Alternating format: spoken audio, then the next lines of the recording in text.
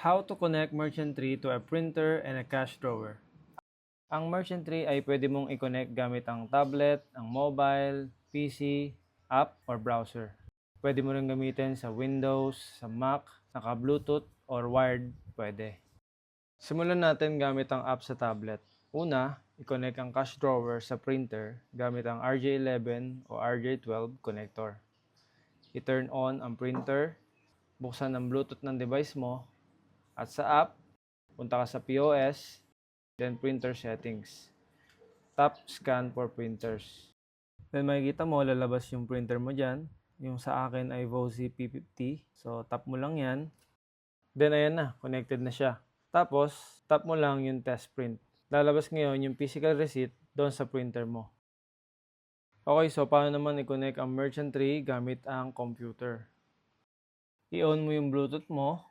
Then makikita mo na nalabas yung printer mo dito. I-click mo yung printer. Tapos milalabas dyan na kailangan mo ilagay yung pin. So lagyan mo lang dyan kung 1, 2, 3, 4 o kaya naman ay 4 na 0. Then makikita mo na connected na o naka-pair na yung printer sa computer mo.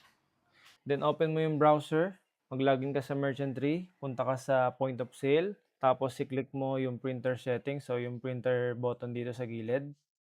Then makikita mo dyan, not connected. Click mo lang tong scan printer. Then may lalabas na another window, piliin mo yung printer mo, then click mo yung pair. Yan, connected na. Ngayon, click mo naman tong test print. At lalabas yung physical receipt doon sa printer mo. Okay, so paano naman i-connect ang Merchant Tree gamit ang wired connection? Una, i-connect mo yung printer gamit ang USB cord. Tapos punta ka ulit sa point of sale, click mo ulit yung printer settings. Tapos dito sa tab, i-click mo yung wired USB. So ngayon, nakikita mo na connected. Pero kung makita mo na not connected, pwede mong i-scan yung printer. Tapos hanapin mo yung printer at i-pair. Then dito sa sample natin, dahil connected na, click mo lang yung test print. At lalabas na yung physical receipt doon sa printer mo. Okay, ganun lang kadali kung paano i-connect ang Merchant Tree sa printer mo.